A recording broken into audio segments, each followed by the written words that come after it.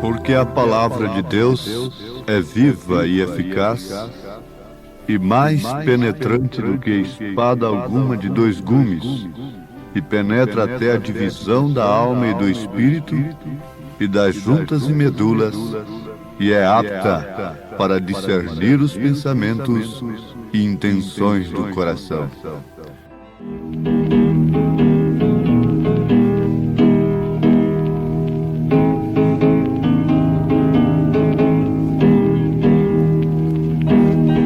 A palavra de Deus é semente. Isso nos faz lembrar, ouvintes, de que há alguns anos atrás, na nossa região centro-oeste, o lavrador semeava a semente ali pelos primeiros dias de setembro, porque sabia que ali pelo dia 8 por aí, a chuva viria. E a semente já estava enterrada ali, na terra seca. Já estava semeada. E com certeza absoluta, a chuva vinha. A palavra de Deus é semente. E nós somos a terra. Tu és pó, e em pó hás de tornar. A terra recebe todas sortes de sementes, e cada uma produz frutos segundo a sua espécie, sabendo que todas são árvores, são plantas, mas cada um dando o seu fruto conforme a sua espécie. Jesus Cristo fala na parábola do semeador, capítulo 13 de São Mateus, sobre aquela semente que o semeador saiu a semear. Ela era a mesma semente. Neste caso aqui, o solo que era diferente. Uma região era de pedregulho, a outra, naturalmente, tinha um caminho, mas a semente caiu à margem do caminho, e assim por diante. Mas encontramos que a semente caiu em uma boa terra. Notemos que o Espírito está nos chamando a atenção para uma coisa muito profunda, que o Evangelho é o mesmo, a Bíblia Sagrada é a mesma, a semente é a palavra. Agora, a terra é que tem diferença neste ponto que estamos analisando. Já estamos chegando à luz que o Espírito Santo quer nos trazer durante mais esta programação. Lendo São Mateus capítulo 13, nós vamos entender isto melhor, que a semente era a mesma, mas a terra que era diferente. Uma caiu entre espinhos, outra caiu em pedregais, mas uma caiu em boa terra e deu fruto, um a 100, outro a 60 e outro a 30. Acabamos de citar as Escrituras na carta aos Hebreus, capítulo 4, versículo 12. Porque a palavra de Deus é viva e eficaz. A semente para dar fruto, para germinar, tem que ser viva. Ela tem que ter o germen da vida. E ela é mais penetrante do que espada alguma de dois gumes. e penetra até a divisão da alma e do espírito, e é apta para discernir os pensamentos e intenções do coração. Aos Hebreus, capítulo 4, verso 12. O profeta pregou em uma de suas mensagens isto aqui que estou vos dizendo. Toda a palavra de Deus é uma semente. Por exemplo, Atos 2:38 é uma semente. E se esta semente cai em boa terra, ela tem que produzir o quê? Um batismo pagão nos títulos, que não usa o nome do Pai, do Filho e do Espírito Santo? Não. Esta não é a semente de Deus. Atos 2:38 é semente de Deus. Então, produz o desejo na pessoa de ser batizada em nome do Senhor Jesus Cristo. Quando Atos dos Apóstolos, capítulo 2, versículo 38, cai no coração da pessoa, como água, aquela água, a leitura disto aí cai, esta semente brota e tem que produzir um batismo legítimo. Quando Malaquias 4, versículos 5 e 6, é molhado pelo Espírito Santo, esta semente é regada pelo Espírito de Deus no coração da pessoa, então ela tem que produzir Elias. E Elias é o Espírito de Cristo, numa missão especial de combater Jezabel, de combater Herodias, de combater o pecado, de mostrar ao povo o caminho do Senhor e colocar o povo diante de uma escolha: servir a Deus, só o Senhor, ou então a Baal. Quando esta semente é regada pelo Espírito Santo, ela tem que produzir de acordo com sua espécie. Malaquias 4, 5 e 6. Tem que gerar, tem que produzir Elias. Notemos, vocês podem dizer, mas como gosta de 1 Timóteo 2? Aquilo ali é uma semente. A palavra de Deus é semente.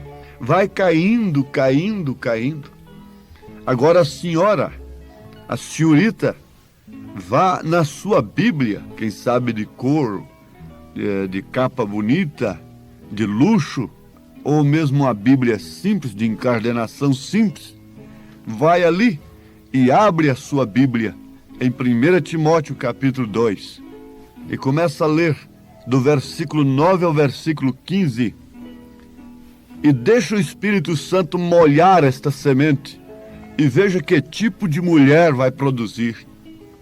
Vai produzir uma mulher vestida decentemente, com pudor, sem cortar os seus cabelos, sem pintar o seu rosto, sem pintar a sua unha, submissa, calada, dando à luz filhos e evitando a corrupção do mundo, vivendo em santificação. Agora veja, a palavra de Deus é semente. 1 Timóteo capítulo 2, versículo 9 ao versículo 15, só pode produzir uma mulher da maneira que está escrito ali. Outra coisa seria manufaturação humana. A palavra de Deus é semente. E a semente tem que produzir o fruto segundo a sua espécie. Apanhemos 1 Pedro capítulo 3 e veja que se essa semente é molhada, vivificada pelo Espírito Santo dentro do coração da mulher, da esposa e logo em seguida do esposo, que tipo de mulher vai produzir ali? Que tipo de marido, de esposo vai existir ali? Quando é um fruto segundo a espécie de 1 Pedro capítulo 3, vai produzir uma mulher semelhante a Sara, vai resultar em um homem semelhante a Abraão. Sara foi aquela que descreu de suas possibilidades próprias, que reconheceu que ela não tinha mais nada em si que pudesse gerar um filho. Abraão foi aquele que reconheceu que Deus é o Senhor, que Elohim é o Senhor. Abraão foi um homem que viu 3 e não falou meus senhores, mas sim meu Senhor. Sara era uma mulher que estava em um homem deste tipo, em um homem desta qualidade, e Sara é um tipo da igreja. Veja que Sara não morreu quando ela sorriu do outro lado da tenda, por causa de suas possibilidades, por causa de seu estado não permitir gerar um filho mais. Ela não morreu porque ela estava em um homem segundo o coração de Deus. Ela estava em um homem que tinha revelação. Ela estava em um marido vivo, um marido que estava ligado com Deus. Se a igreja está ligada em Cristo, ela não morre, mas se ela está fora de Cristo, ela é morta. Não importa quão bela ela seja, ela não passa de uma defunta florida, cheia de flores, manufaturada, não passa de beleza artificial, mas ela está morta. Paulo disse que ela vivendo está morta, porque ela está fora de Cristo, ela está fora do esposo, e Deus não podia ferir a esposa de Abraão sem que ferisse a Abraão. E não foi isto que ele fez com o esposo da igreja? Ele feriu a Cristo por amor da eleita. São João disse, a esposa eleita. Que esposa eleita é esta? É aquela que está no esposo, é aquela que está em Cristo. A palavra do Senhor é lançada no seu coração, aquilo nasce e dá fruto. A palavra do Senhor veio ao coração de Noé e aquilo gerou uma arca, aquilo gerou uma salvação. Sabíamos de onde podia vir água. Para cumprir a palavra do Senhor, só pode vir de cima. E a água tinha que vir de cima. Mesmo sendo ela o juízo para aqueles incrédulos, ao mesmo tempo sendo a salvação para o crente Noé.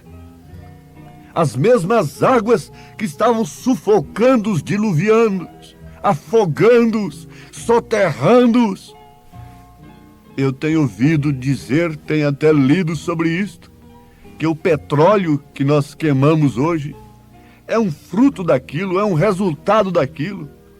É humanidade, são animais rebeldes que não foram para a arca, dinossauros e outras coisas, florestas que foram cobertas, madames que foram cobertas no dilúvio, grandes homens, hoje estão saindo no escapamento de automóveis aí pelas cidades. A coisa veio de cima, porque a palavra de Deus tem que se cumprir de cima para baixo, porque Deus está em cima. Por isso ele disse para Abraão, olha para cima. E a palavra homem literalmente quer dizer olhar para cima. Davi disse a Salomão, seja homem. Isto quer dizer olhe para cima. Aqui está uma semente que deve cair no seu coração. É que a palavra de Deus é aquela que vem de cima. Quando a cidade estava cheia de teólogos, de intérpretes das Escrituras, diz a Bíblia que a palavra do Senhor veio a João Batista lá no deserto. Por que não veio a Caifás? Por que não veio a Anás quando eles eram os indicados para indicarem o Messias ao povo? A palavra de Deus vem de cima e ela cai, ela vai caindo. Quando os primeiros pingos d'água começaram a cair, era a palavra de Deus que estava se cumprindo, salvando um, elevando um para as alturas. enquanto que os demais morriam desesperadamente. Ali estava tudo, tudo próprio. Ali havia todo elemento humano, mulheres, homens, animais para morrerem, mas ali também havia todo elemento de salvação da espécie. Ali estava Noé e sua família, ali estava a arca. A semente de Deus cai, mas fique sabendo, ela cresce, ela germina, ela não é morta. Quando Elias tinha o altar pronto, ele tinha as pedras do altar, ele tinha a lenha do altar, tinha o sacrifício do altar, tinha tudo aqui embaixo que o homem pode ter, como os profetas de Baal também tinham. Mas ele mandou que enchesse as valas de água. Ele tinha água. Tudo que ele tinha que ter aqui embaixo no presente, ele tinha naquele momento de desafio. A igreja tem que ter tudo, e a água é o Espírito Santo. Você tem que ter tudo, porque o que vem de cima só pode vir de cima. Ele tinha tudo aqui embaixo, tudo que um homem de Deus precisava de ter. Ele tinha um coração, antes de tudo, separado do mundo, separado de Jezabel, condenando o pecado, contra o pecado, voltado contra o pecado. E o que dependia de cima veio. A palavra do Senhor é semente, e caiu fogo. Ele tinha tudo aqui embaixo. Marta, tirai a pedra.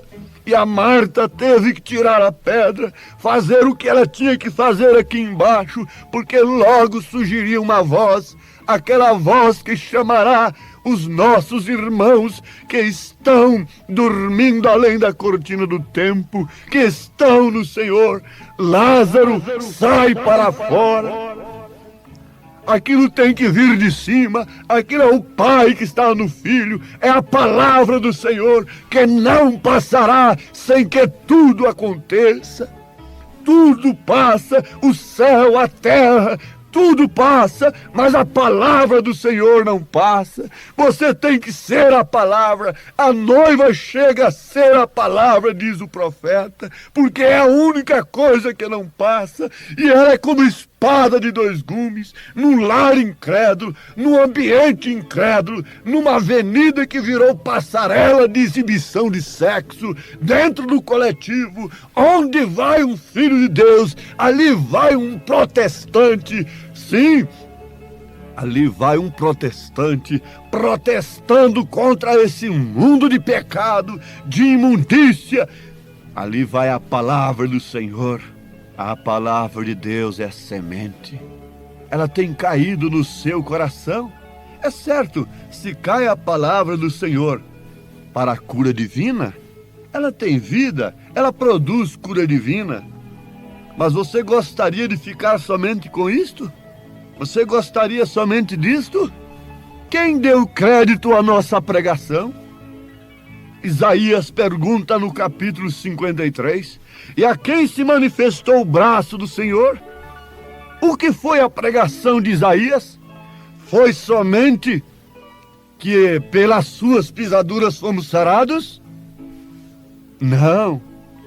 Isaías abordou a coisa desde o princípio até a restauração de todas as coisas. Ele apresentou o Cordeiro de Deus, na verdade, mas ele condenou o pecado, inclusive saiu despido para mostrar o estado do povo. Ele disse: o boi conhece o seu possuidor, o jumento conhece a sua manjedoura, mas o homem não me entende, diz o Senhor através de Isaías. Leia Isaías capítulo 3 a partir do versículo 18.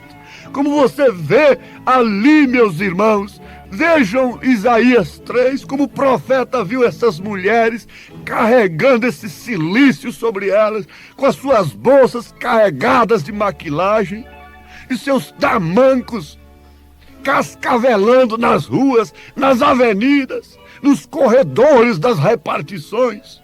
Veja como Isaías viu tudo isso. Ele não só viu, ele não pregou somente cura divina. Ele disse que uma virgem conceberia. Ele viu Jesus Filho, mas ele viu Jesus Pai da eternidade. Ele viu Jesus Deus forte, Deus maravilhoso. Ele não viu Jesus somente Filho, segunda pessoa. Ele viu tudo em Cristo. Ó Deus eterno, cremos perfeitamente que se esta semente tem caído em algum coração, ela tem de produzir frutos segundo a sua espécie. Em nome do teu Filho amado, ó Deus, sela esta mensagem com o selo do Espírito Santo, em nome de Jesus. Amém, Senhor. Amém.